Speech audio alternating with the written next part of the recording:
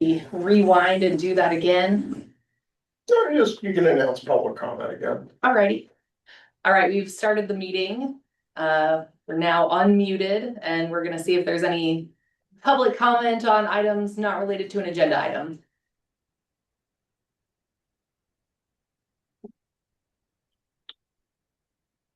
And as Director Centeno reads through the chat. Yes, I did just ask if they can hear us. Can you hear us through Zoom? Yeah. Oh, okay, she's, or Poston said, yeah, yes, they can hear us, and do you have any public comment? I'm not sure who is. No. Okay, great. Thank you so much for joining. All right, we'll move on to the consent agenda, the minutes of the February 3rd, 2026 Planning and Zoning Commission meeting. Does anyone have any questions or comments about those minutes? And if not, I'd entertain a motion to approve those. Move to approve. Second. All right, a motion from Commissioner Ehlers, a second from Commissioner Berteau. All those in favor? Aye. Any opposed? All right, we'll move into conflicts of interest. Any conflicts this evening? I have conflict. I'm gonna probably go out on a little more of a limb here than I normally would, but I'm afraid of the long-term standing of knowing what's ahead of us at the town of Silt and our development. SGM is a firm of engineering and surveyors. I work for SGM. The scale of the projects that are now moving to Silt, I would imagine we might see more of SGM. I can sit here and say that my area of expertise survey has nothing to do with this, and I know nothing about tonight's topic. I'll just put that out there. I didn't know anything about Heron's Nest on last month's topic either. But for the record, I do work for SGM, and anytime we have a quorum, I just assume, well, I feel completely confident there is no sway in either direction.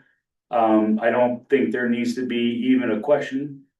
And so as long as there is a quorum, I will step out anytime SGM is involved with the applicant. Okay. And that's my intent tonight as well. I appreciate that, Commissioner Ehlers. Sorry to hear that. I know your voice here on the Planning and Zoning Commission is always very welcome by the rest of the team, and you always have some really good insights to add. And yeah, unfortunately, it's just one of those things. So with this being the only item on the agenda tonight, if you're going to recuse yourself, I don't necessarily expect you to stay for the whole meeting, but I didn't know if you wanted to jump on like Zoom when you got home just to be able to hear the planner's report and the commissioner's comments. That's the best case, out of the room, but still aware. Okay, and Thank if you you. had any other comments to make before you left this evening, or Director Centeno, if you had any other further instructions for Commissioner Ehlers? I don't believe so. Okay. All right, Well, thank you. thanks, Jack. Thanks, Jack. We'll see you later. All right, any agenda changes this evening, Director Centeno? There are no agenda items. All right, let's get right to it then. Riverview subdivision preliminary plan and planned unit development. Welcome tonight, gentlemen. Thank you. This is a public notice action item. So we will be opening it up for public comment later on in the evening, but we'll go ahead and start with Director Centeno giving her presentation. We'll then turn it over to the applicant to give their presentation. And then we'll go from there. So as a preliminary matter, in the packet, I had identified the potential needs for separate mineral estate notice, which is a requirement under state law. For Okay. subdivisions. And that information had not been provided in the packet, or I'm sorry, in the application materials. The applicant did tender a letter from Commonwealth Title Company late in the day on Friday, confirming that there are no separate minerals, so that is not an issue. That there are no, refer to it as severed minerals, mineral rights. Correct, and as a result, there's no need to provide notice under the state statute. Okay. Can I ask you a question, Attorney Sire? Sure. You provided an annexation agreement. Would you say that's the final draft or just a draft?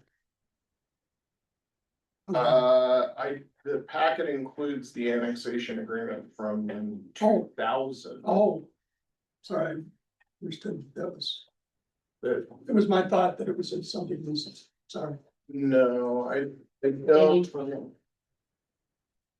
So the property was annexed in, I think, 99, 2000. There's an annexation agreement from the year 2000 that does apply to this property. It doesn't change. Well, I mean, that's a potential source of discussion tonight as to compliance with the annexation agreement. So, as we would move toward final plat, so it's not a preliminary plan item, but at final plat, we will draft a subdivision improvements agreement, which would be part of the end approvals of the Board of Trustees. Okay. Yeah. Thank you. Thank you, appreciate that. Director Santana, do you wanna kick us off here? Yes, thank you. Okay, the Riverview sketch, or this was a sketch. The Riverview preliminary plan, the sketch plan came in front of the planning commission about a month ago. And they have proposed the creation of 5 lots, as well as an open space and river lot. I did explain during the last meeting that the acreage reflected on the assessor is different than the acreage that's broken out within the proposal. Because there was a discrepancy within a previous survey, and they were able to resurvey, and that'll be cleaned up at the time of final plat. Which is why there is a difference of acreage. And the density they are proposing is approximately 32.5 units per acre, equating to about 220 residential units. And the commercial density is approximately 6,980 square feet per acre of what's currently proposed within the plan. And the final allowable density will be determined and finalized within the PUD. There is parkland dedication that was discussed, consisting of a paved river trail island, bridge to the island and adjacent river area. The dedications are all supposed to be conveyed to the town and will remain open to the public. We're gonna continue to work with the applicant, town staff will, to make sure that they meet the requirements of both passive and active parkland dedication per the Silt Municipal Code. And determine if there's any remaining dedications that need to be paid as an in lieu of fee when they go for final plat at the Board of Trustee level. The final requirement will be based off of the number of residential units. So we don't have those final numbers yet. And additionally, the applicant does need to provide a trails and parkland map. And the applicants and I were not able to connect to explain exactly what that means.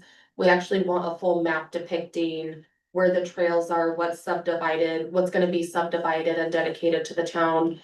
And staff wants to see a trail system that goes along the river, as well as the river frontage road, and then going north, connecting both of those east-west trails. And next on the list is access. The town and the applicant are working to secure the western access. Okay. The applicant has the Parkway Road coming up to the west between their parcel and the Camp Colorado parcel, which is the KOA parcel. There is not legal access coming up through there because it was never secured at the time that in 2009, our access control plan was adopted. And there was interconnecting easements that were supposed to be secured. And for whatever reason, there was never secured easements, so the applicant is gonna need to work with that adjacent property owner to secure that access for not only the trail to the south. Coming up from the river, but also for the parkway access, vehicular access. So can I ask a question? Mhm. So there's not like, the town of Silt doesn't necessarily have like a right of way like through there, it's literally like. The property lines are just like butted up against each other, there's no like public access? Correct. Okay. Thank you, yes. And then off-street parking, I did add in the staff report what the proposed parking plan was and then what the minimum town requirements are. And it appears that they're meeting the town requirements for the proposed parking code. There is a location, if anybody's questioning exactly where it's at, this western access is what I was just talking about between the two parcels. And this parcel is located just west of Holiday Inn. The preliminary plan code is inserted into the actual staff report. And I just made comments within that code, so it was easier for the planning commission to follow. My comments are in red. And as far as the preliminary plat, I did note on there when to see the engineering comments. The engineering comments were also part of the packet. And I did not pull those out and detail those within the staff report, but rather left them to the discretion of everybody to look and see what the engineer said as a whole altogether. So there's mostly engineering comments, and then when it comes to the street name, and it's also listed below as the whole subdivision name, the emergency services, the fire department ended up saying there's a conflict of the name, but the name is gonna have to change as well as the parkway name, but there's already Riverview located in Newcastle, so to avoid any mix-ups for emergency response, since they service both areas, they wanna make sure that within their jurisdictional area, there's not double names. And the lot numbering, I did note on there that right now they're showing on their plat that there's 5 subdivided lots. Given that the open space and river parcel are going to be dedicated to the town, I would like to see those separated out and platted as 2 additional lots. Then more engineering. And then we had already discussed number 13 with the open space, that it needs to be mapped out and the lots need to be created so that it's clear as to what's being dedicated to the town. And what is being dedicated to that zone district of the open space and river parcel. Let's see. I'm gonna try to touch on these very quickly. Coming down to, there was a requirement for the geological report. And there was not a soils report submitted with the application, but after discussing the comments with our engineer, he said that what's involved with everything that's involved with that geological study, that it more than covers what would be covered in a soils report. So that is why that was not submitted. And then there was not a vegetation study submitted, which is the wetland delineation. And the one that was submitted was developed in 1999. It's an outdated study. SGM did, since this was released in the packet, did send an email stating that they do not believe that there's gonna be any changes, but that they cannot complete a new wetland delineation study until growth starts to take place, which could be mid to late April, early May. And so that study will not be able to be provided to the town until that time frame. And grading and drainage, there was engineering comments, the traffic study was not provided. And we did have a meeting with CDOT today. And I did ask the applicant's traffic study engineer that's working on their project, if there's a couple outstanding issues that they wanna see. That they want more information from CDOT on, which includes like overpass improvements. In order to do the traffic study, I did clarify with their traffic engineer today that he can still complete the traffic study without having those answers, and that would be what the town prefers, is that we get that traffic study so that CDOT has something to respond to. Right now, their comment that you'll see in the packet is that they have no application and no traffic study to respond to. So it's important that that gets completed and turned in for referral comment. The water rights, see legal comments, Attorney Sawyer's review of that, of the water right dedications is in the packet as well. And there are referral comments attached to the staff report. Part of our code dictates that referral agencies have 30 days to correspond in writing with referral comments. The applicant turned in their application on February 3rd. It did not go out to referral agencies because it needed to be organized. And so the referral agencies have had less than 30 days, so it's still very possible that we're gonna get additional referral comments coming in before the deadline of 30 days. And then the town did complete the public hearing notices, so that is compliant. And the planning commission is a recommending body to the board of trustees for preliminary plan. And then below that is just going into the board actions. The planning commission actions can approve the application, they can approve it with conditions, they can continue it, or they can deny it. And it's the same thing with the board of trustees. The comprehensive plan, as we've discussed in the last meeting for this application, is located in a service and commercial based support. And that does not speak to a lot of housing.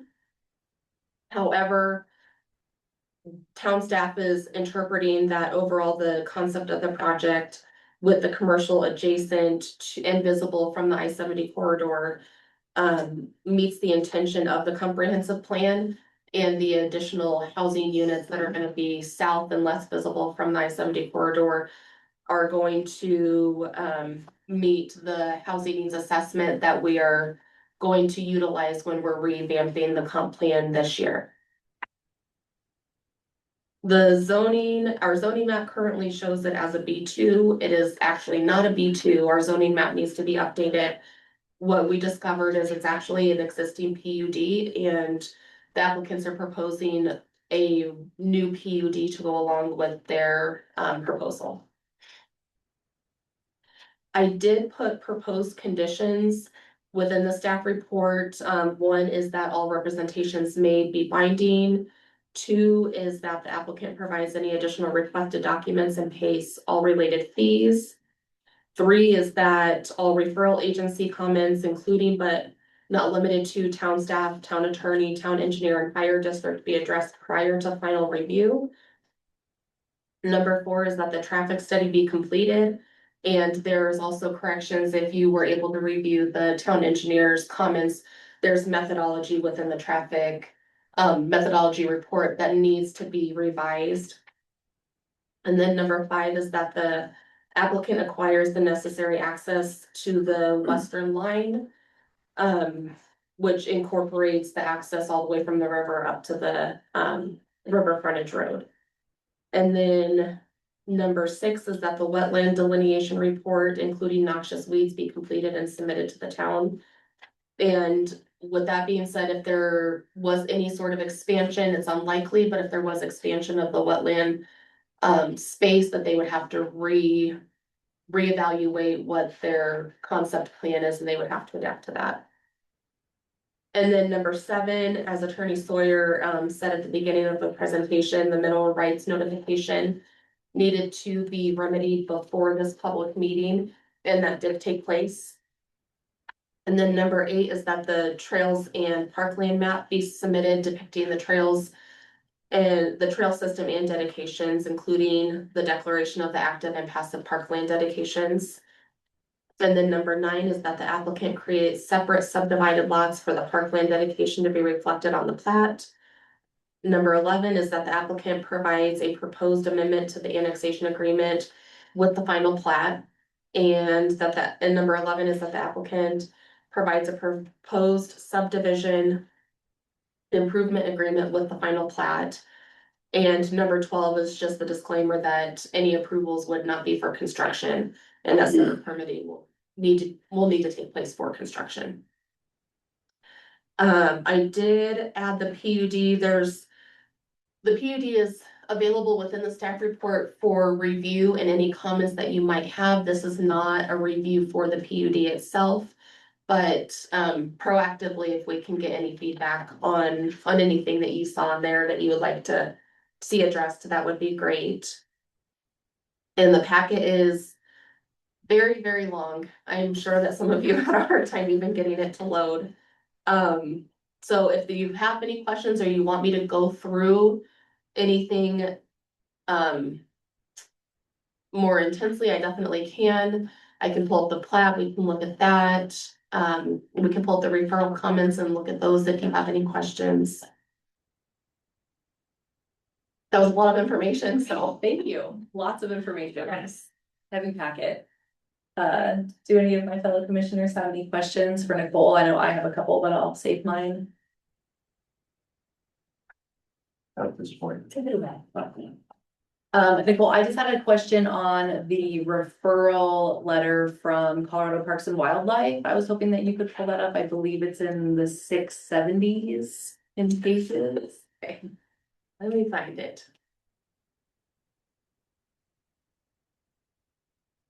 Admittedly, I'd use the search function to look up DPW.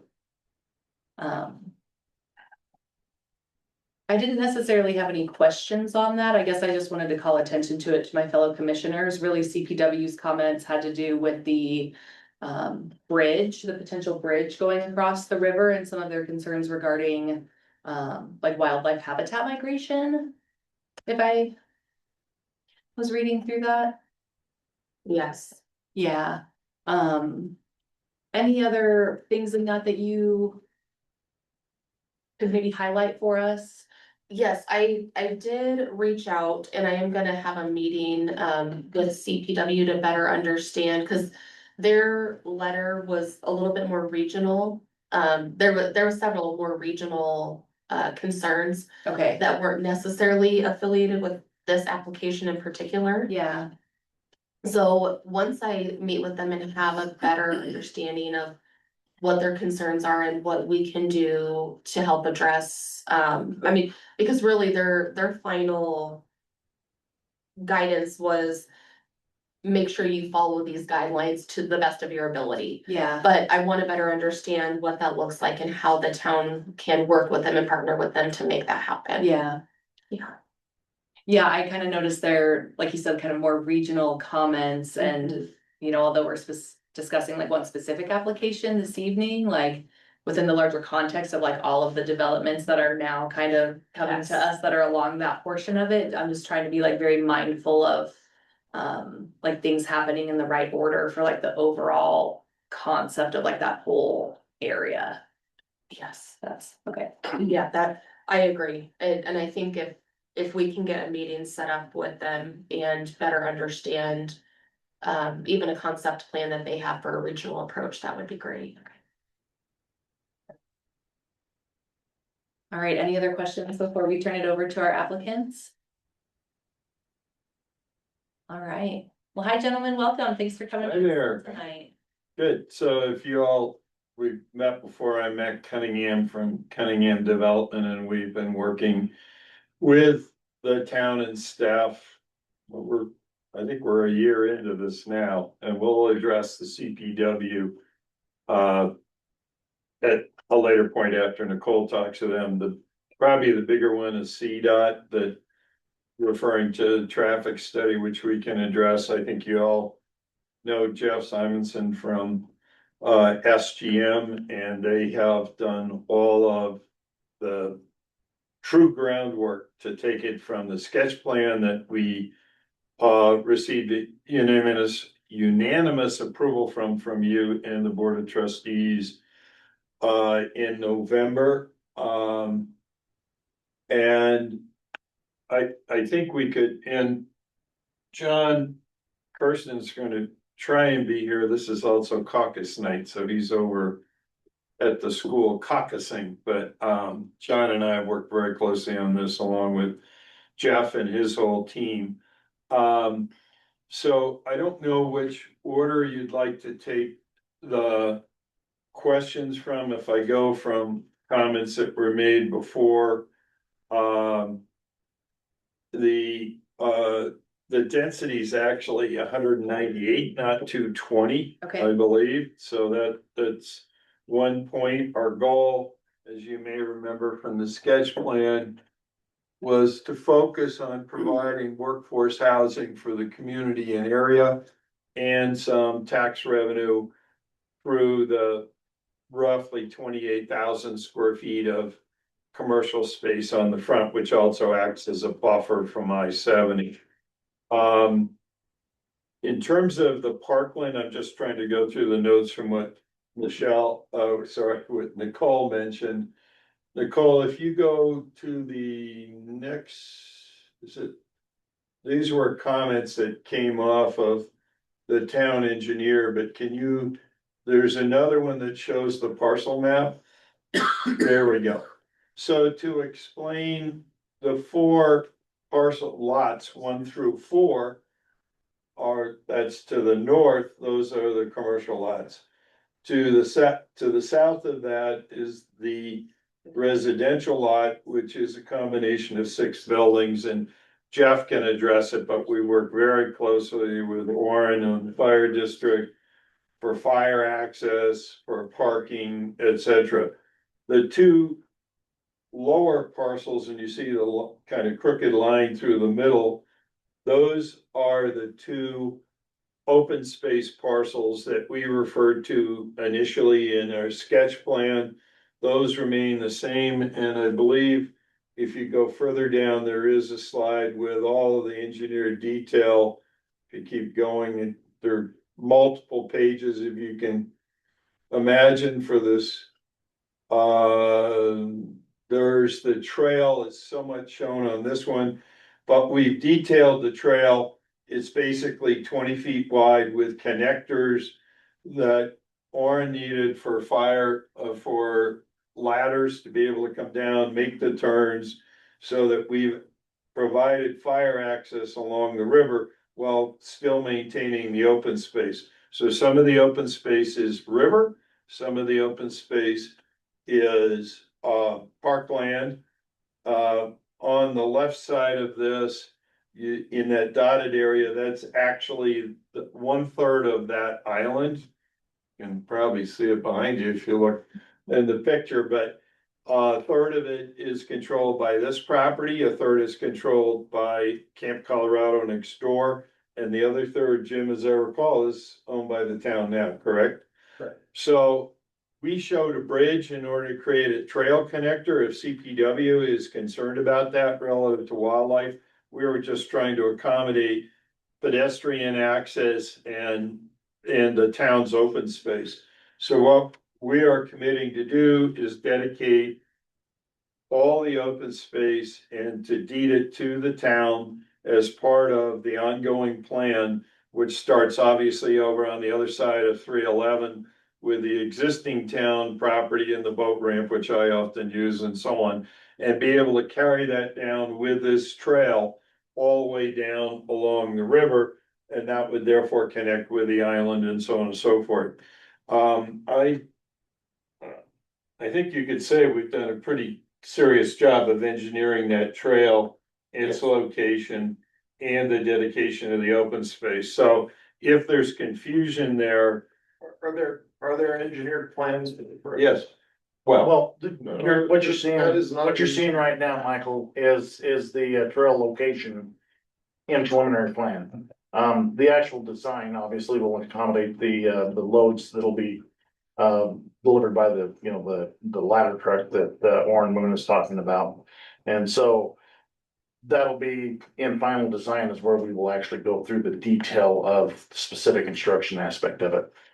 So. but the intent is to meet the needs of the fire district and the needs of the community trail system, which going further to the east, Michael, connects down under 311 to Rislendi and obviously back up to the existing park which is well used.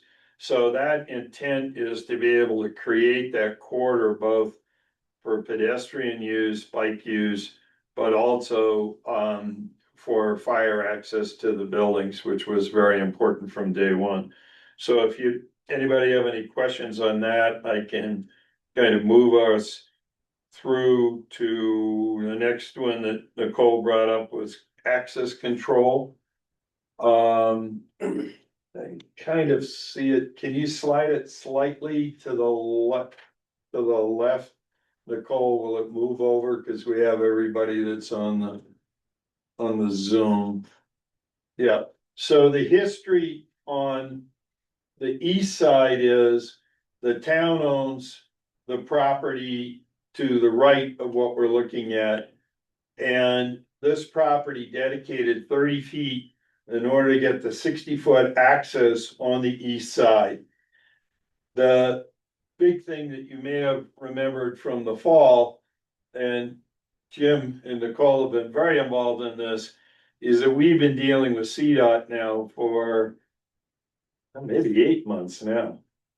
It's probably pretty close to 8 months. I think we were started in June or July. So it's 8 or 9 months, time marches. What we first dealt with were the two access points. By way of history, and CDOT's the first one to tell you that their access points have the force of law.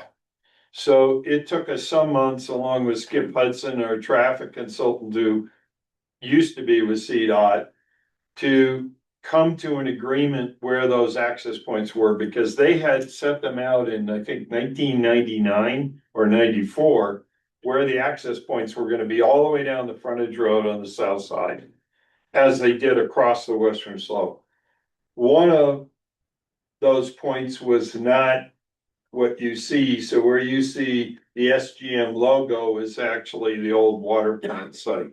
I'm not trying to get too much in the weeds, but they came to agree that the decel lane and the existing roadway that goes down to the Holiday Inn was okay. Even though 311 is just a little further to the east, okay? So that one we were able to establish quickly. Nicole, if you can slide back the other way on the plan to explain what Nicole is talking about is the upper left area.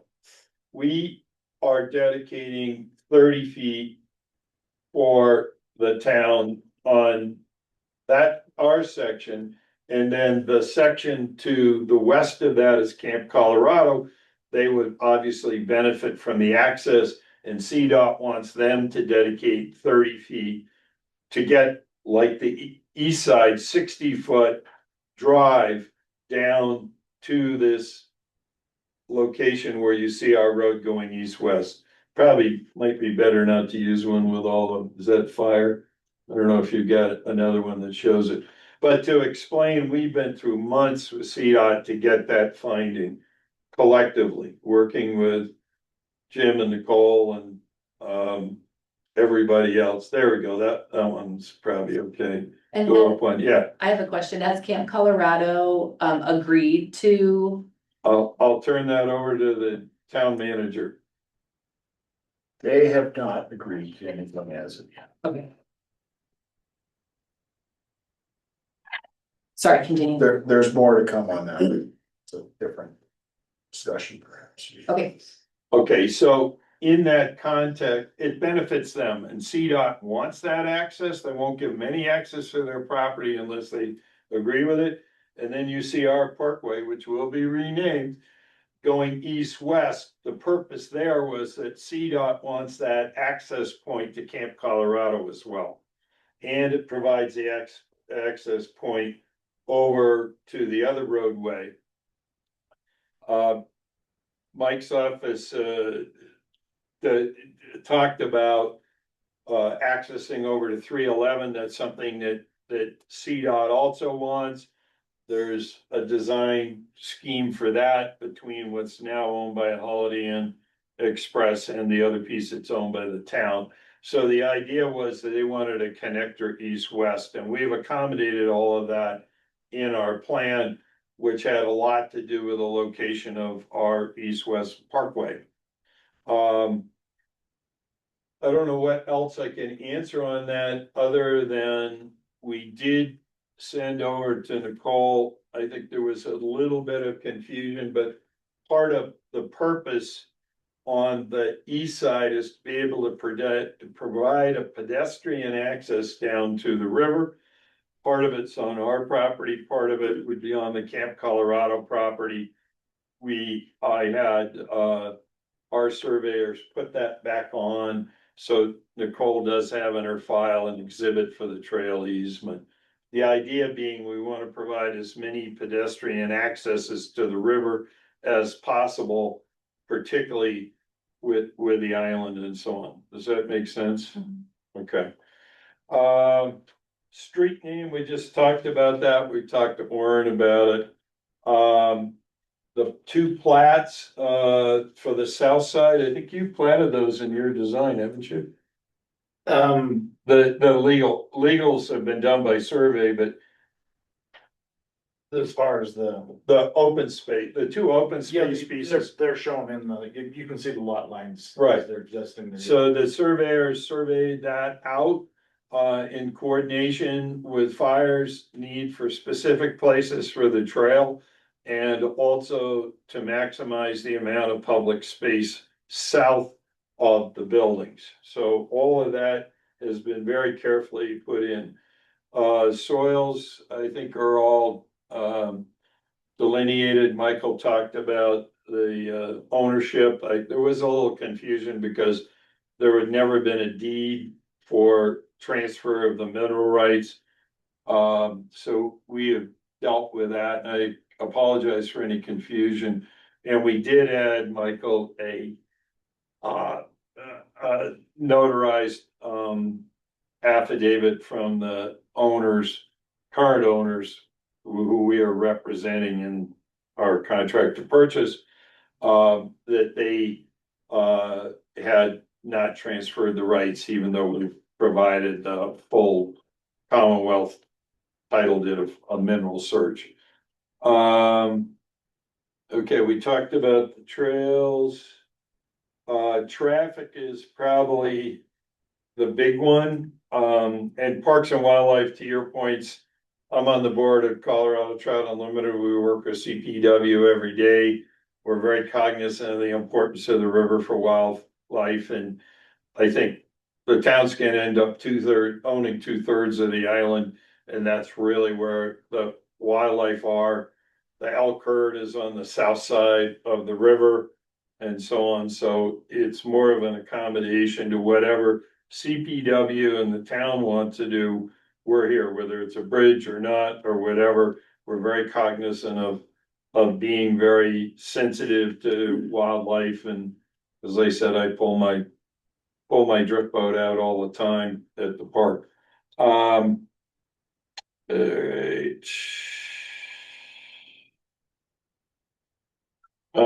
Traffic, just to kind of summarize what's been a big adventure for both the town and ourselves. We have gotten constant new requests from CDOT over what I guess is 9 months now. Every time we think we've solved one, we go to another. We had a meeting today with them at 2:30. Their last, and by the way, all our traffic meets the requirements. We're not the generators of a new issue. By way of history, and Jim may want to jump in, they had a plan 10 years ago for upgrading all the silt in ingress and egress off of I-70. They haven't done anything other than when the fuel station went in, that was updated, upgraded.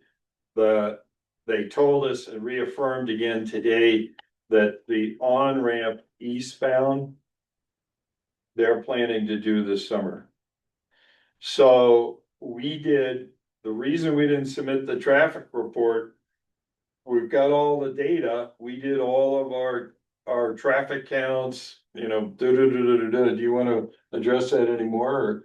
No, I haven't, he's ready to submit, other than now they're wanting some additional information, and CDOT's trying to decide. I think, where's the money coming from, and what can they do in the interim to get the improvements that they have already talked about years ago. We Doing. want to jump Maybe in. that'll help. If I can just jump in for a second, we have been trying to work with CDOT throughout this entire project. We worked hard to modify the access points on the frontage road. At no time through that process did we hear anything about any other improvements, and then 3 weeks ago, 4 weeks ago, all of a sudden they started talking about improvements on the westbound off ramp. So the one that backs up onto the highway already. Frustratingly, we've had several conversations, and we have another conversation with the one of the region folks next week. And one correction that CDOT talked about today is that this fall, they're going to bid out the eastbound on-ramp, which for 2027 construction. But so what's happening is we've got the developments happening on the south side of the interstate that now CDOT is trying to exact money from the development, saying, hey, you've got this problem you have to correct.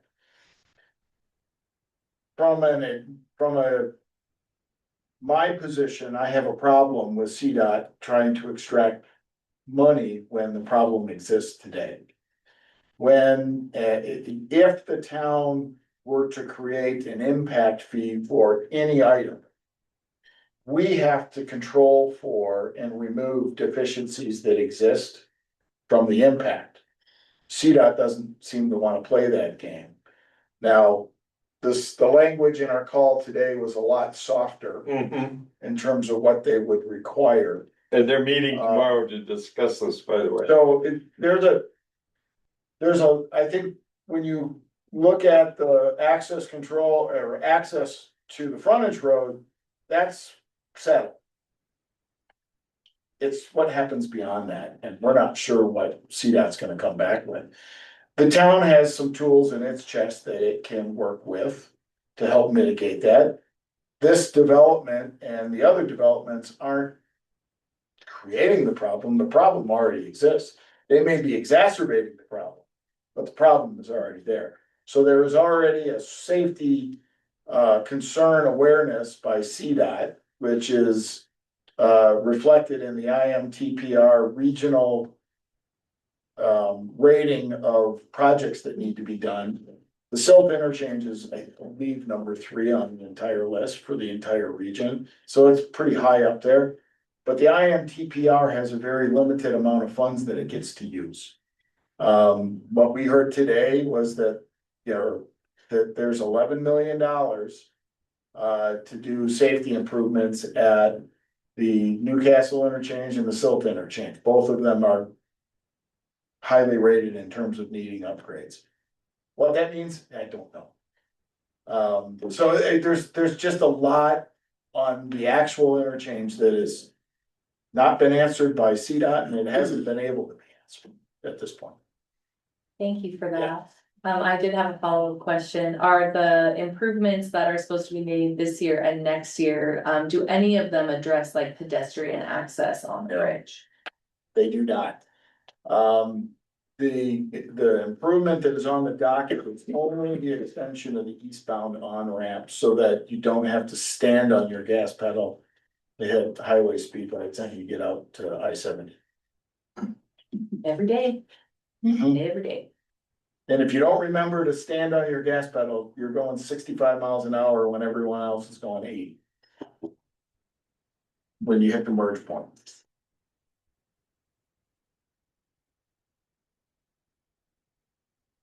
Thank you. We'll turn it back over to Mr. Kevin. Well, I don't know if we have too much more. We're here to answer questions. We have really worked hard with SGM on all of the design detail, trying to take into account everything from the CDOT issue, which I described, to the open space for the community, access points, flow through traffic, which I talked about with traffic is big word for this, but the flow through corridor, all of the fire access concerns, which we worked on very early on. And I think our request is that, with the comments that had been submitted, whether by planning staff or by, town council, that we will address all of those in our final plan submission. I think we've addressed quite a few of them as we talked about tonight, but we need to keep the ball rolling in that we really would like to try and be in the ground this summer so that we don't get wintered out. Hopefully we have a winter next fall, winter. Because you're just shut down if you can't get the improvements, the infrastructure improvements in, is what I'm talking about. So that's basically where we are, and we're here to answer questions for you. And really enjoyed working with Nicole and Jim and everybody, and obviously with SGM, we put them under a big gun to do a huge amount of work, and right, Jevin? Is Jevin still on? But we feel we feel very, very comfortable and confident with the design that we submitted, which is, I think, really the primary goal of the preliminary plan, is to make sure the technical detail. If there are other comments that come in, obviously, we're gonna address them. This is very much a cooperative effort, which was one thing we stressed with CDOT today. You know, you just can't burden these properties with something that they haven't done for a decade, that then makes the folks that live and work in this building and in the community just pushes costs up. So we've tried to address everything in great detail for this submission. Great, thank you. Yeah. Appreciate that overview. Do any of my fellow commissioners have any questions of our applicant before we go ahead and open it up to public comment? I just have a clarifying question. I know Attorney Sawyer identified the Riverwalk Trail not only having needing that engineering design, but also having concerns about the floodplain and the wetlands on that. I know during our November meeting, a lot of us expressed concern about, you know, there's snow in the drainage as it relates to that floodplain and wetland, especially with just like the scope of the development. So again, did I hear correctly that we won't be able to really get any more information on impacts of that until this April or May? Correct. Okay. Okay, so go ahead. I can answer that. So from a floodplain standpoint, we had performed a detailed floodplain study for the site for the Colorado River. And set the buildings to meet floodplain regulations and get a development permit. And we also met before we started into the grading and drainage plan and the emergency access design with Derek, town engineer, to also establish from a drainage perspective how the town would want to see the drainage managed with the project. And so as you go to the drainage and grading plan, you'll see in the grading plan that it is very detailed out, because we've got to bring in a lot of fill to get ourselves up and out of the floodplain and to get the emergency access up and out of the floodplain.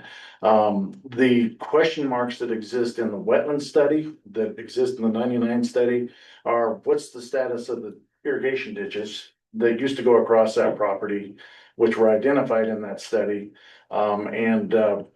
So right now, what we see when we look at the site, we're not seeing that the wetlands that existed from the irrigation ditches are any more or any broader, because we know There's no water rights, there is no irrigation. I live at the mouth of Divide Creek and been there for 20-some years, and drive by there every day myself, and just know there's been no irrigation that's gone on that site. We suspect that there's no additional wetlands, and I know Eddie, you've probably seen it too. with your experience driving by there, but, the, from a drainage perspective, all of the drainage on site will be collected and put into what's called infiltrator systems. And what those are going to do is they're gonna provide us, water quality treatment to the drainage waters before they actually get back into the river. And so that's one definitely a costly, element in the project, to incorporate that water quality treatment before the river receives any drainage water from this project. So that was one big thing that we worked with Derek. How do we manage the calculations? You know, and our intent was with the water plant downstream, we wanted to maintain as much water quality as we could. And so we're going beyond the town code to manage that process.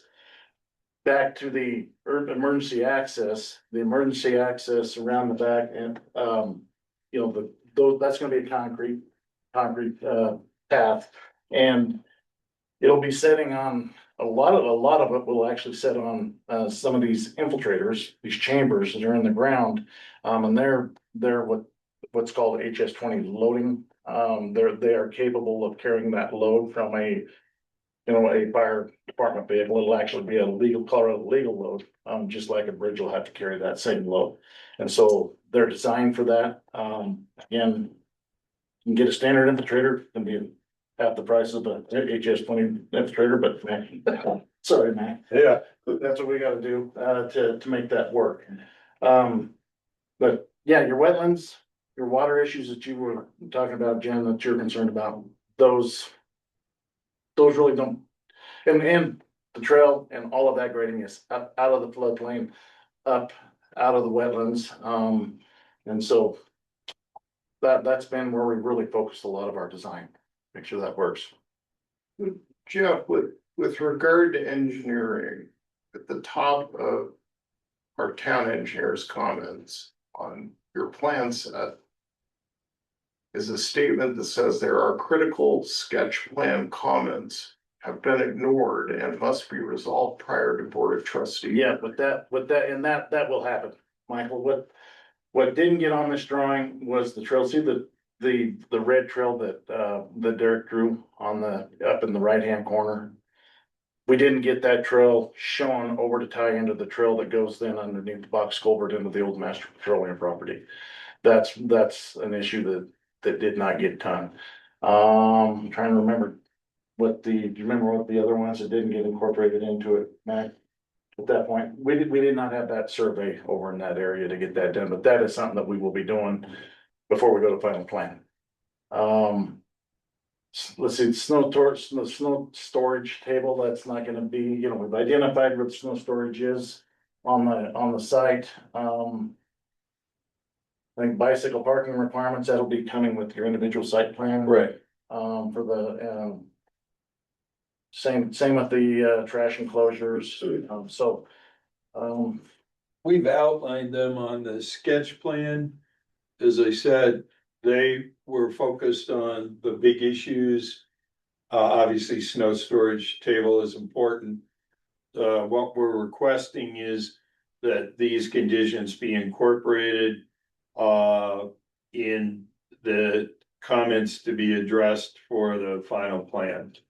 Our purpose was to move this forward and make sure we didn't have anything that was an impediment to being able to do this properly.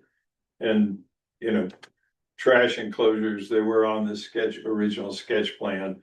Their job was to focus on really the detailed engineering. Jeff was talking about part of that, whether it be water.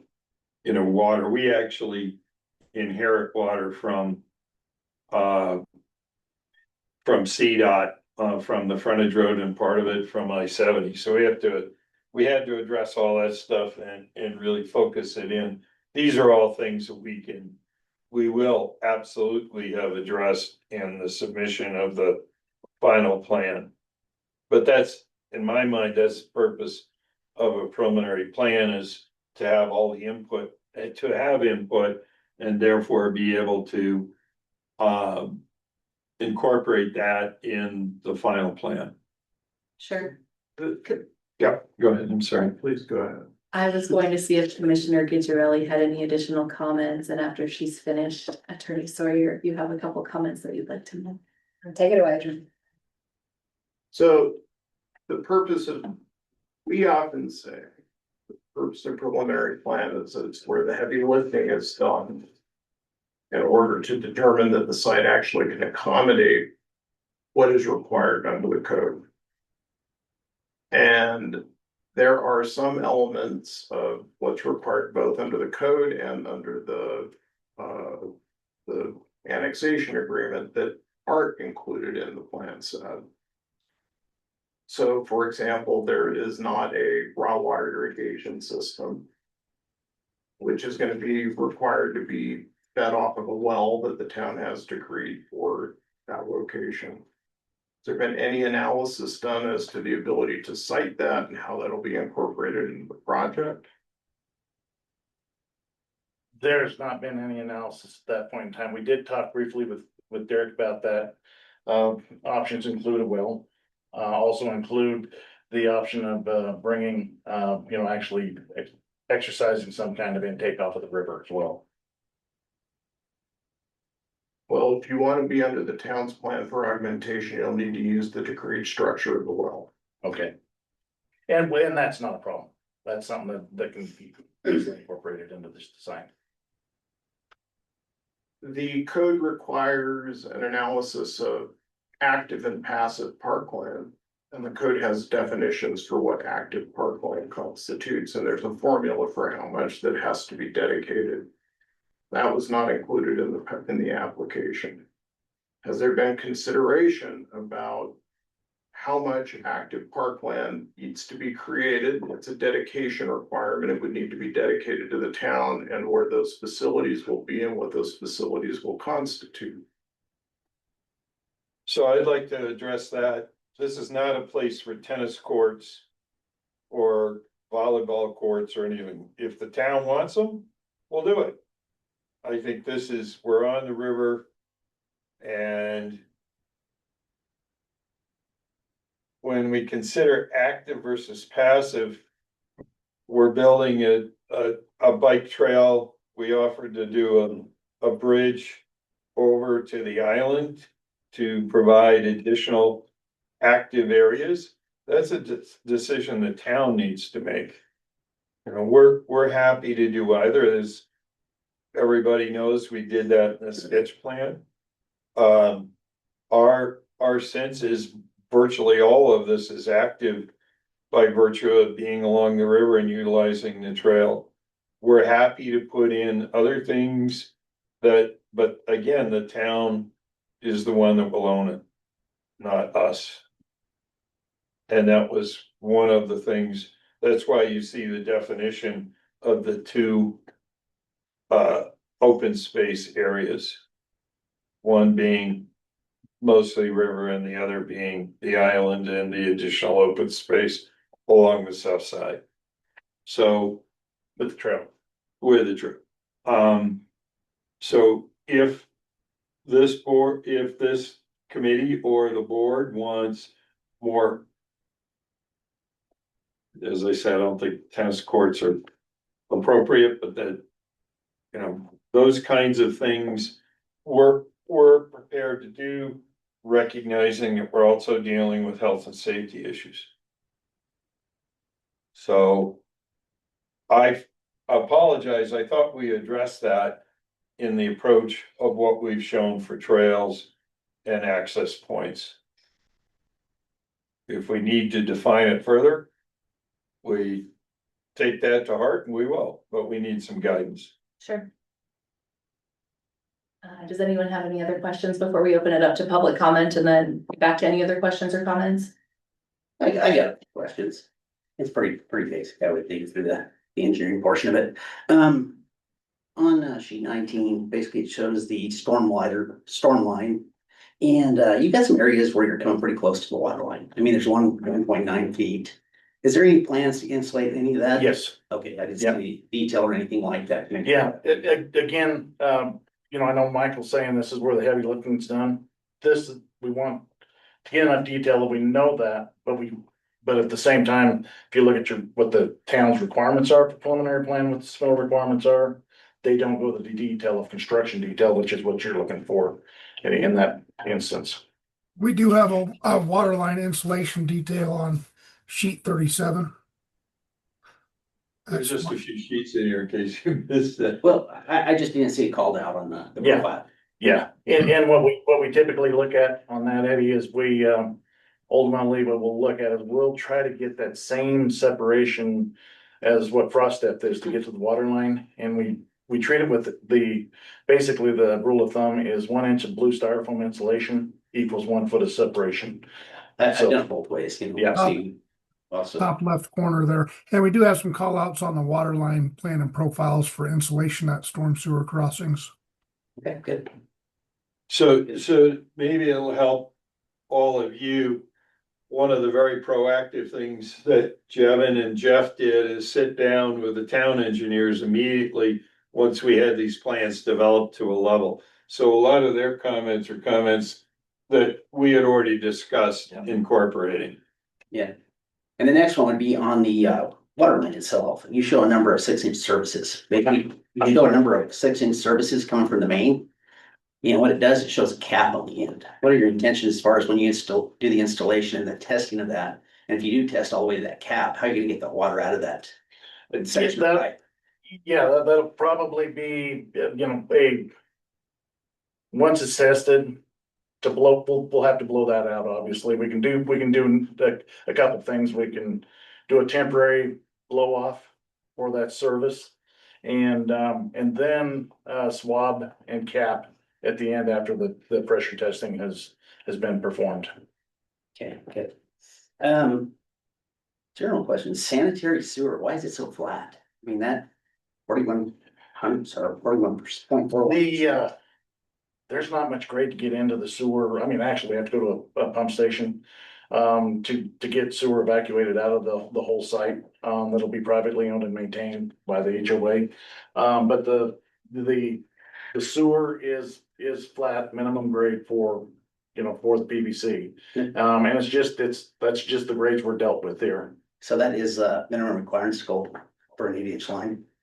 Yeah, for the, Yes. for the UPC, yeah. Okay, So so I know. 1 inch, 1% on a 6-inch and then 0.4% on a 8-inch. And we're just trying to minimize depth of trenches and getting to that water table, and we're having to pump that up to the sewer line in the road anyway. So the shallow, we don't want to go 20 feet deep if we can avoid it. No, I get that. And then also on your cutout sheet for your manholes and stuff, you guys gonna spec out like a rapid seal type of material? I know you're below groundwater on some of these.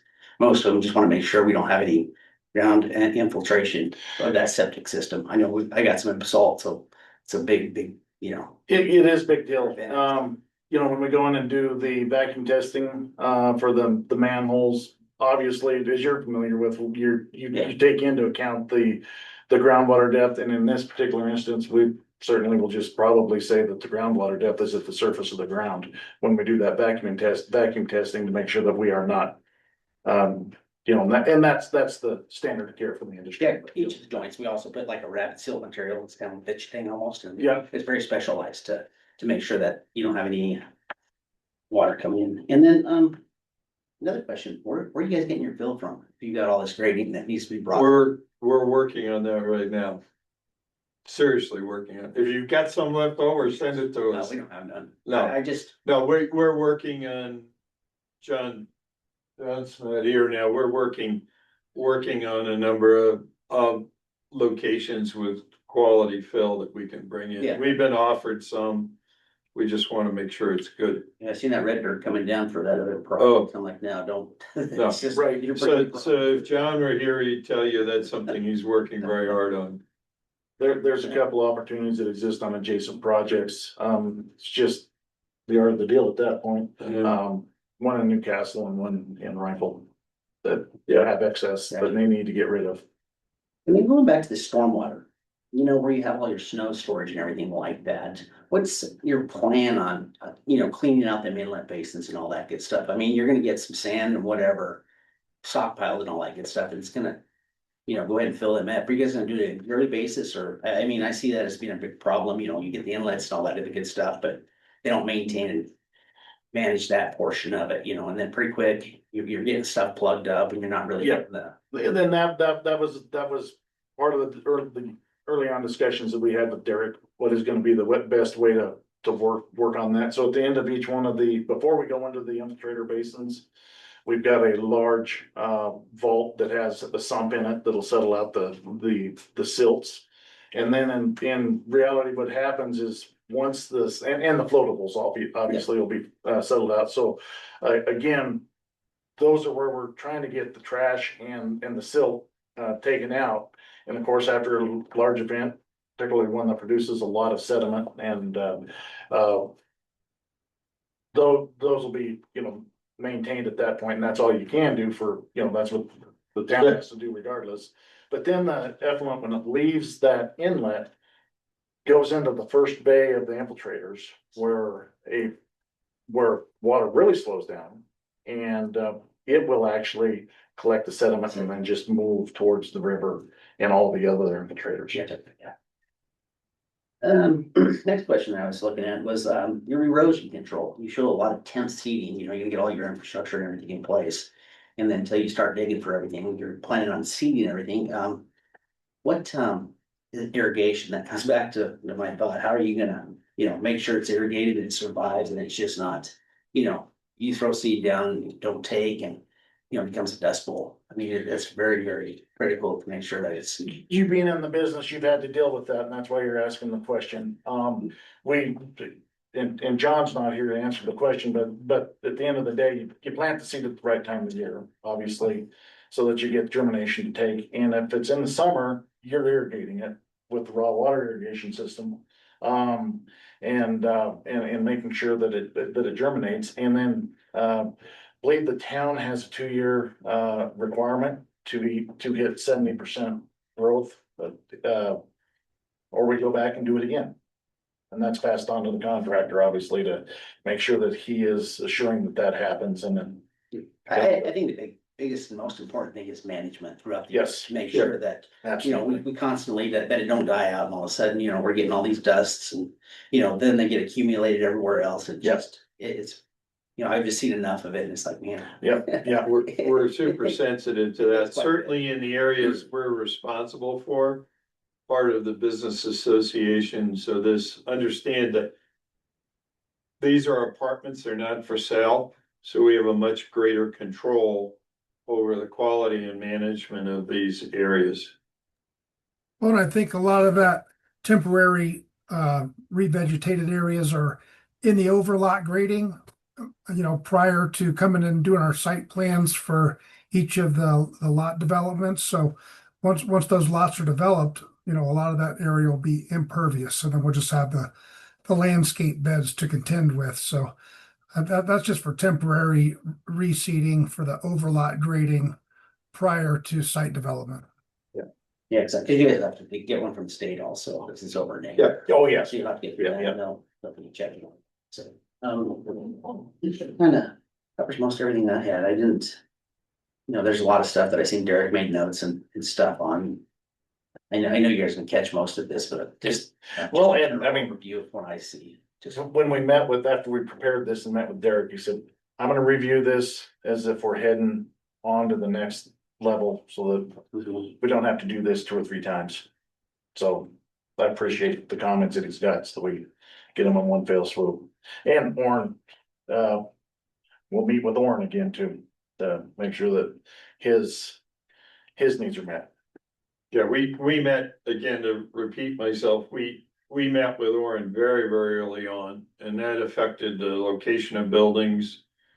And the circulation, so that, as he said, he wanted to make sure he had the right widths between parking and get in between buildings and the trail, and we've identified, and we worked very, very hard to make sure all those worked. Yep. I do have two clarifying questions. How do you plan on handling, excuse me, the sidewalks that Derek noted needing to increase by a foot? He was concerned that the increase of sidewalk width to meet town code was gonna decrease your ability to have all the parking spaces. So he's that's that one you're looking at there, Nicole, right? The comment right there. Yeah, So we would widen that 5 foot walk to 6 foot. There still will be, some vegetation in there, still will be a vegetative buffer, on those commercial lots on that side. So it's not a significant, okay, so In the red. all interconnecting sidewalks throughout the development are gonna be meeting the town code at 6'5". Yep. Okay. That's what Derek is looking for. And then my other question was regarding when I had talked to Orin, this is a path, there's gonna be a Knox box, the fire department can bring their apparatus back here, and if there were to be a fire in the rear of the building, when they exit, they're gonna have to exit out of here, so that's not only gonna be a pedestrian access, that would also have to be an emergency vehicular.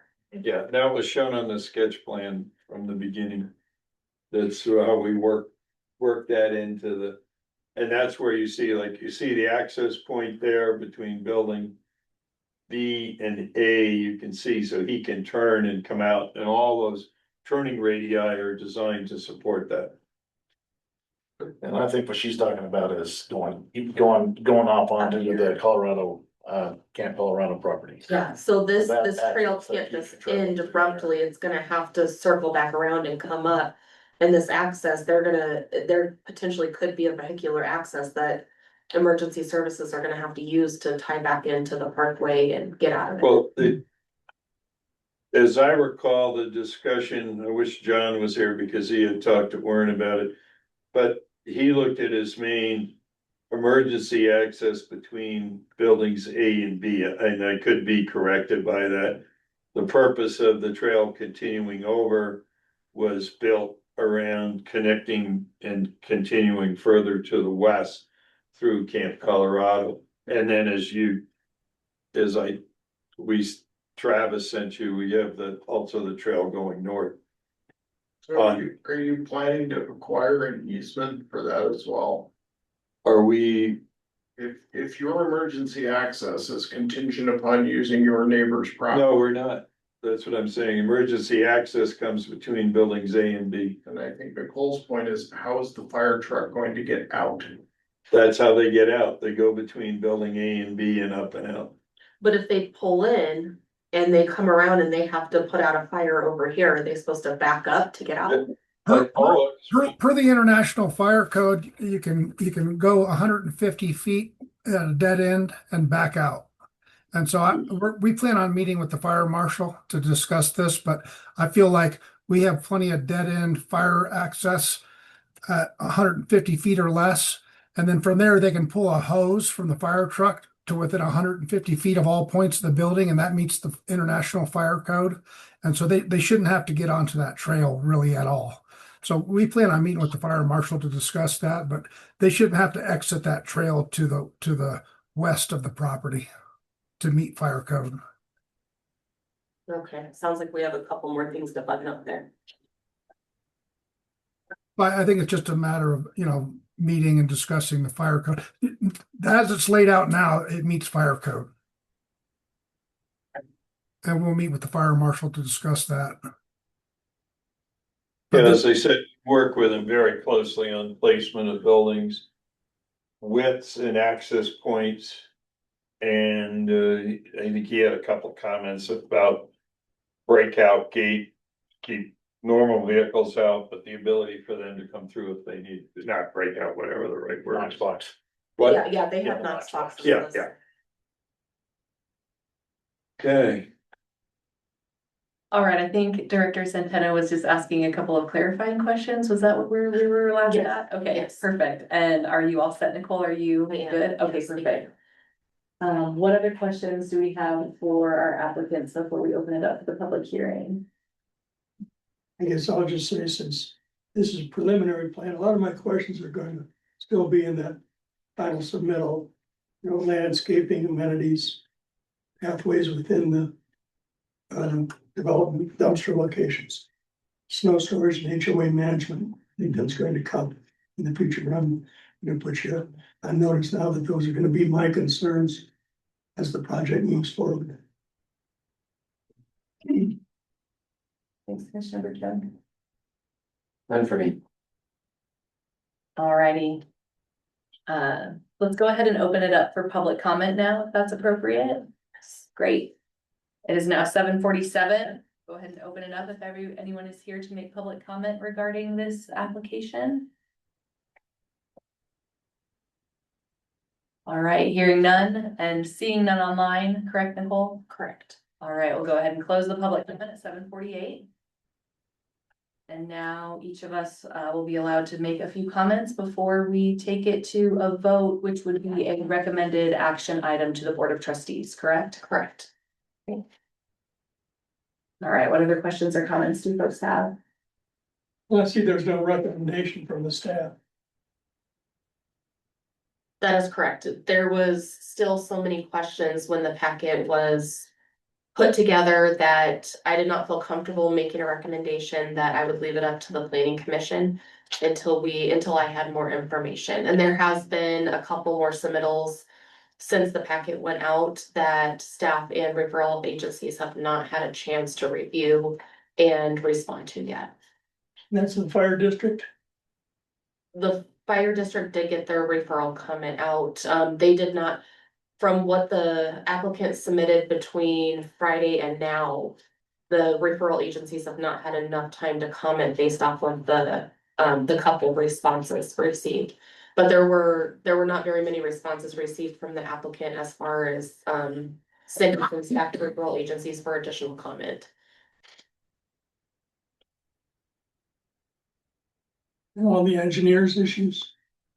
We see it, well, it's not on this page showing now, but that we just saw in the yellow box. Yes, these are all engineering comments that were given to the applicant, but given the crunched time frame in which this came in front of the planning commission, the applicant did not they did not give the town referral or their comments back for the referral agencies to review again.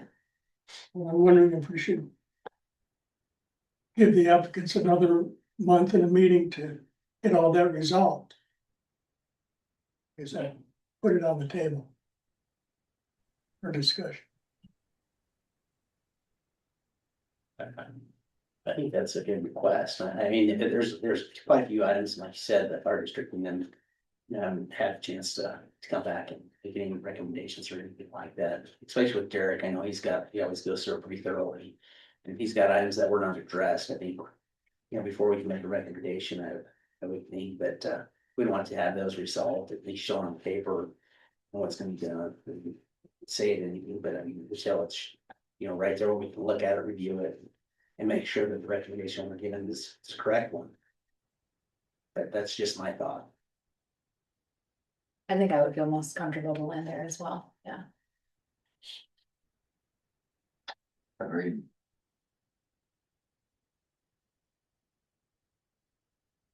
Great, thank you for your comments, Commissioner Ruto. I guess a question back to the applicant, like recognizing that this is an evolving process and that you have deadlines and deliverables that you are all trying to meet. Waiting another month to kind of get some of these things buttoned up, like could you maybe walk us through just kind of the impacts to the project if we were to? We'll lose a year. Because we can't put the infrastructure in the winter. I have something to add there. What?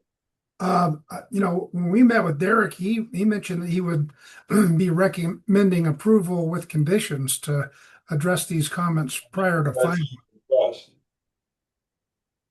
And so Recorded all, go ahead, Jevin, I'm sorry. to sort of move through the preliminary plan process and address these comments prior to final plan approval. And that's to respond, Lindsay, that's our request. None of these are major issues that he outlined, and you guys have gone through every one of them with him, haven't you? I'm sorry we didn't turn around and write something saying we're addressing all those. Yeah. Go ahead. Well, yeah, no, again, Derek is focusing on final drawings.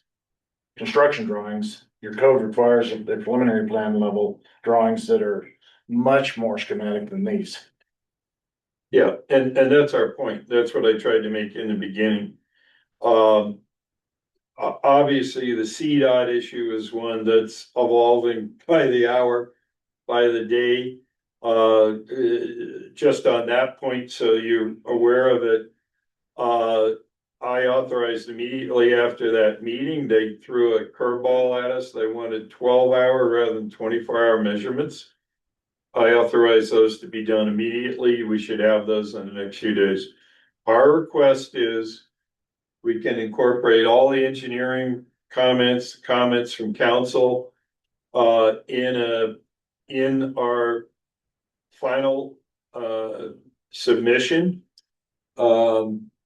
I would point out that this project, there are always going to be details that have to be worked out. This is a project of a different scale than the town has dealt with before. I've done projects of this size and much bigger. I've been very committed to silt. This goes back many decades. And we're always going to have the questions, Eddie, that you asked, what's the seal look like? I think part of it is we have a team of true professionals. I wish John had made it. But his firm is doing all the infrastructure work, and this will continue to evolve. But if we're told, come back, and I've been told we can't have another meeting for basically 2 months because of the town schedule. If that's the case, we wouldn't even be through hoping we get approvals by midsummer, and then Sean Kirsten can't put the infrastructure in time. I provided financing for another project that he's working on, and over there, the town Rifle was late in getting some things done, and they're sitting there in the mud now, and there won't be anything to occur likely for where are we, Martin? Probably May. On the wetlands question, again, going back to what is incomplete. That was purely an example of what happens when there are delays. And in that case, as I understand it, even though I work with wetland stuff with Trout Unlimited, the bottom line is there's nothing that's considered main wetlands that's on this property, on the areas in question. The irrigated is a different classification, and it hasn't been irrigated. To council's point, there hasn't been any water to irrigate this property for 7-8 years, something of that effect. So our request is we can codify the requirements, even if they're not fully codified tonight. And all of them, I guarantee you, will be addressed in detail when we meet for the final plat plan PUD review. Because of the scale of the project, there are always, as I said, Eddie, going to be some small things. Our practical problem is we'd be knocked out 2 months.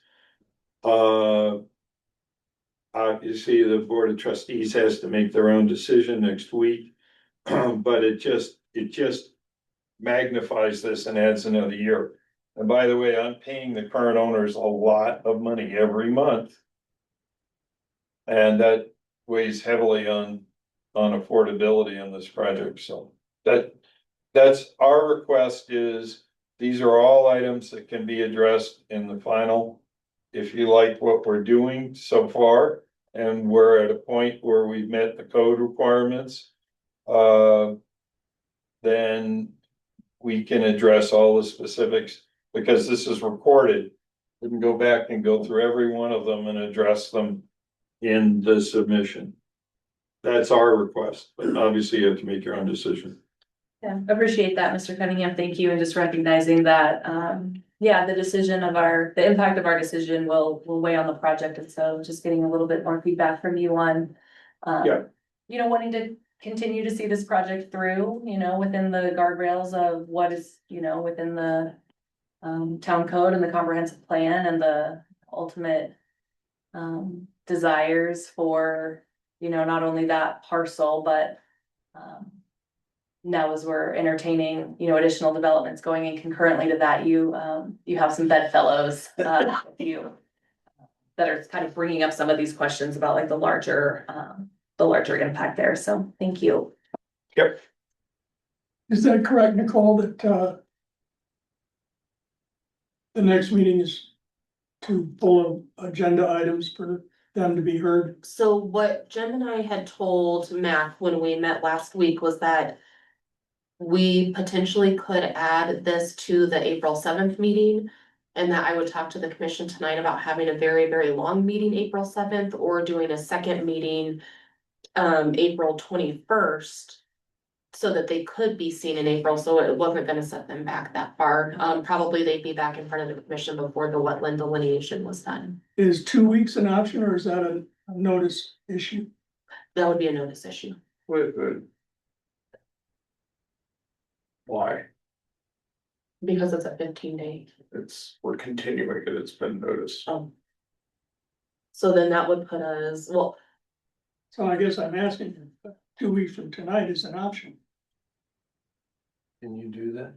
You're on vacation, aren't you? well, that's St. Patrick's Day. Oh. So I'm technically here That's right. until Then you request. about the end of the day, and then I'm supposed to be on vacation. So what if it was the 18th? Well, I'm supposed to be on the Trump's, like that whole next week. He wants us to construct. These comments take us that far. And that's would kind of be contingent with all of the referral. Can we letter. clarify one thing? Yeah. These comments are for construction drawings. That's not appropriate. No offense to anybody. That's not appropriate in a preliminary plan. I would expect to see engineering at about 75% for a preliminary plan. Where do My you feel you are? experience. What does your code say? And I Our think you code got it doesn't, on our there. code doesn't talk actually to it. Well, it tells you what your submittal requirements are, Michael. And it tells you, that you outline all of your points of view or design requirements in your sketch plan process and your sketch plan review. And then you step through the preliminary plan review process so that you are getting to a point that when you are going to go to construction drawings, you know, it's like, I guess what I would ask you is what additional detail do you want to see? If you want to look at the the specific design of how we tie the roadway for what we're calling Riverway Parkway into the Holiday Inn access. If you need that, you know, we're gonna make a tie there. We haven't defined exactly how that tie is gonna look. Detail wise, you need all the dowel bars shown, you need all the reinforcement shown, you need it to be concrete, you need it to be asphalt, you know, those types of details is what are those comments that we're seeing right now. And so we're going to construction level one. And whose definition is 75% and whose is? That's the other big. Generally, it would be our town engineer. Yeah, and I've already represented what he indicated to us is where he's taking the comments, getting us to the point where we're not seeing this thing. He's not seeing this thing 2 or 3 more times. I'll just say, we did go through the checklist for the preliminary plan in the municipal code, and we met and exceeded each of those items with the submittal. Like, it doesn't even require water line plan and profiles, which we provided in detail. So I feel like we did meet and exceed the requirements of the checklist items as outlined in the municipal code. Thank you for that. Appreciate that. Yeah, with 1,501 pages worth of application materials to go through, certainly not a lack of well, this to be, you know, effort on your part to really get this to a place where you thought that it was appropriate to now come before the planning and zoning to review, one of my kind of rules of thumb, typically we see applications that have, conditions of approval of like maybe 5 or 6 items that we can kind of work through. Whenever I see more than that there are just a lot of items that need to be worked through, that's when my hairs start kind of standing up on my arms a little bit. Recognizing that there are still some things, that, it sounds like staff and the town attorney and the town engineer, are still looking to see. To Commissioner Bertot's point of, maybe taking a little bit of time to Well, continue this. I don't mean to interrupt. This project is 14+ acres. The town has never seen anything like this. You're going to have details being worked out all through the process. And I'm not trying to be rude, but this can go on for a year. And when the town engineer and Jevin and Jeff meet immediately and go through everything, if you want final detailed drawings for construction, those are what those comments are that you're looking at on that piece. And I'm not trying to be rude, but there are always going to be these details that need to work out. As Jevin just said, we met the entire municipal code checklist. The other items, traffic, we can't control, that is CDOT. We have met the requirements for our property. We can meet all those requirements, okay? If you want to look at it again in 2 weeks, we'll have the traffic study in front of you, but you're not gonna get answers out of CDOT. Guaranteed, am I right, Jim? Probably not. Thank you. And, the vegetation, we submitted the 99 report, albeit to Michael's point, it has expired. But as we said, we can't do that until later in the process. We know that because the property is no longer irrigated, that the conditions are going to be better rather than less. And that's why I went through each of the questions that existed. I think so obviously it's up to you all. We're very concerned about this going on for months and months and months and months. And this property has failed 4 times so far. We're either the 4th or 5th.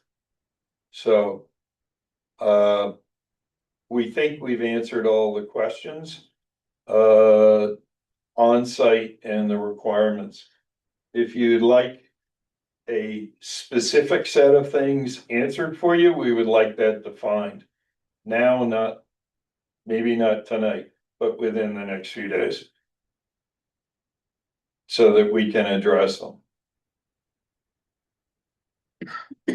Thank you. Yeah, sorry, I'm not trying to be obstreperous, but it has very significant effects on whether this project is feasible.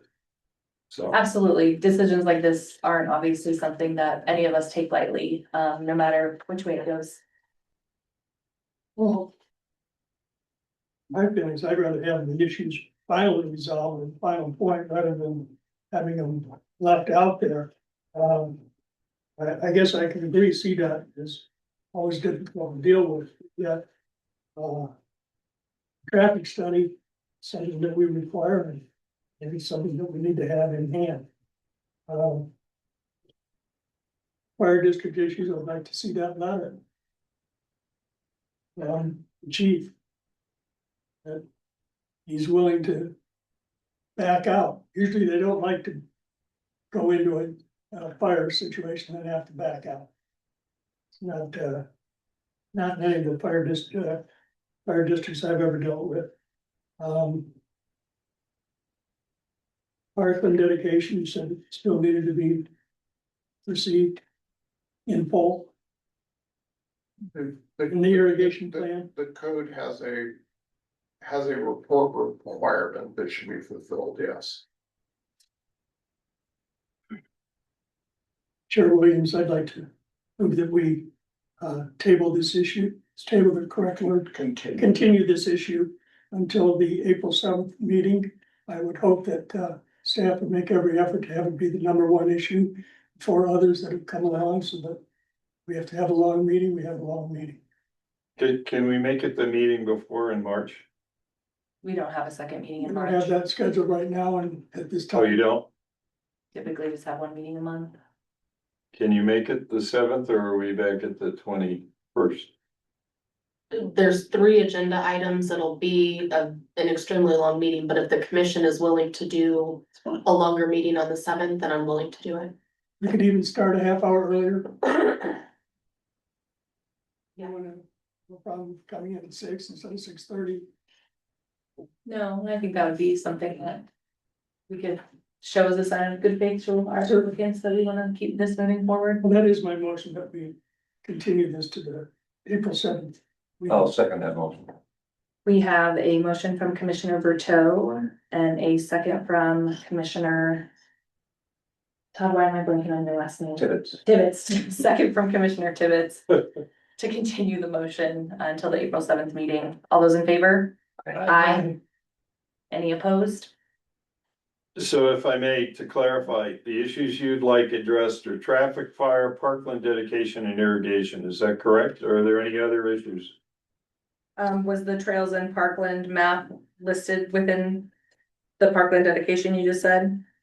Western access, traffic methodology. So essentially everything within the conditions and noted by staff.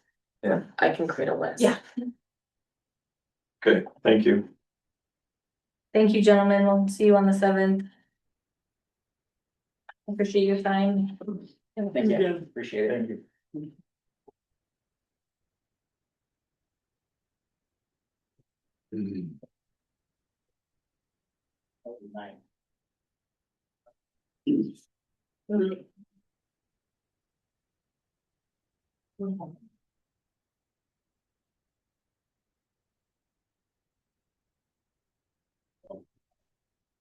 Yeah.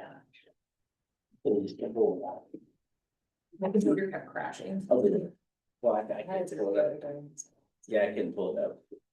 About 20 minutes, I can call. I'm calling it full. You want it printed? Well, I finally went to she sent the link on the email, and then I went through the town Silt, went through the. Did it load faster? Yeah, finally was able to pull it up. So the next meeting, you don't need to put in all the reports of second times. Well, it's the ones that have all the comments. the endless number of like tables where it's running the model Right. 1,000 times. Yes, Some of Those are them the were pages repeated. that are hard to. Well, Yeah. I don't even understand some of them.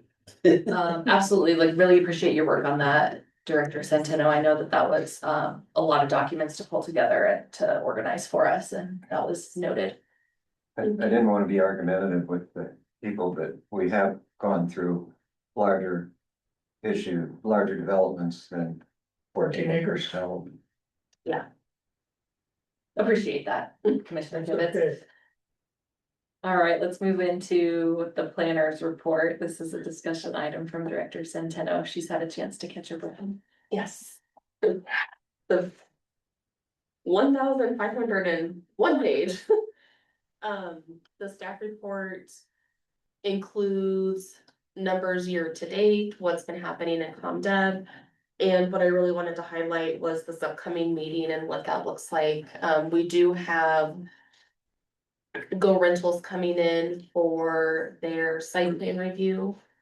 And then we have the Western Slope Veterans Coalition and Flat Tops Cowboy Church final plan and plat. That'll be coming in front of the planning commission on April 7th, as well as the Jalisco food truck. Site plan and special use amendment, Which truck? the Jalisco food truck down on South 7th Street. Oh, right. The one so they purchased the house. It just, I thought it was, had a different name. I think the total name is El Saison Jalisco. I'll say yeah. so, Yeah. They purchased the house to the west and dissolved the lot line. And now they're gonna utilize the house for seating, so they're gonna incorporate the whole property, so they have to amend their site plan. And their special use in order to be able to do that. They're still cooking out of the truck, though. They are still gonna cook out of the truck, the house will just be seating. And I'm sure that they'll explain it, but it's in their hope temporary seating while they figure out how to construct an actual, brick and mortar restaurant to be included in the town. And then now we'll also have, Riverview on that night. So, Whatever its new name will be. full meeting, whatever the new name will be, correct? Will not We be. forgot to list that. Do we want to start the meeting early? That's a suggestion or? That was a suggestion. What do you think, Nicole? You're in charge Yeah, of we that can part. public notice it to start at 6 o'clock if that's what the commission as a whole decides is the best option. Would everyone be available to start at 6 p.m. that night? Yeah, if you could make it. Work gonna be a problem, Eddie? Never a problem. You're more important. I'll be right here for you. Okay, well, sometimes you have to travel a distance. That's all right. Let's leave a little earlier. Get out of that canyon real quick. Well, on the heels of Eddie's dedication to the town of Silt, I had to send an email to Nicole and Michael earlier this week. I will not be here on April 7th. I have a work event that night over in Eagle that I manage that I cannot get out of. I also have a conflict of interest for our May meeting. I will be out of town at a work conference. And I recognize that that is not ideal for the amount of topics that we have coming up. I will do my best to review each of those meeting materials and provide my comments. I have discussed with Commissioner Bruto, his ability to step in. Wanted to make sure that everyone else would be able to commit to being here.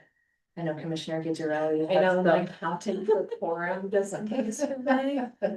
We're not gonna have to zoom in from the maternity ward, are you? I hope not, but it's like Eddie, I'll be there. May 5th. Yeah, I'm sorry about that, guys. Sometimes life just happens, so. Thank you, the rest of you, for being able to be here and manage those conversations. What else you got for the plan report? That is what I wanted to highlight off of the report, but I'm happy to answer any questions that anybody might have. I was hunting around for information on when the Easter egg hunt is this year. And I think the 2025 calendar of events was still on the website. I didn't know if the was the 2026 one It posted is, already? Okay. one more concert, just Okay. waiting for one more contract to come Okay. in. But we will get that up hopefully within the next week. Okay, and what day is the egg hunt? It is going to be April 4th. It'll be the day before Easter. Easter's the 5th. That's right. It is. Very nice. And I believe that, Jordan has that ready to start advertising. And I believe that Dusty has it on the site, but I'll double check and make sure that it's put out there. Okay, The Easter egg hunt Yes, is on it is. the. Okay, On the sign. perfect. Great. great. Are there any other commissioner comments, roundtable, before we make a motion to adjourn? I move that we adjourn. I'll second. All right. Meeting adjourned. Thank you all for your time. Appreciate it. Thank you for our audience tonight. Thank you for listening, gentlemen. Always Great appreciate job. you guys coming down. Difficult conversation, good question. I don't know half the stuff y'all asked, so I'm glad you're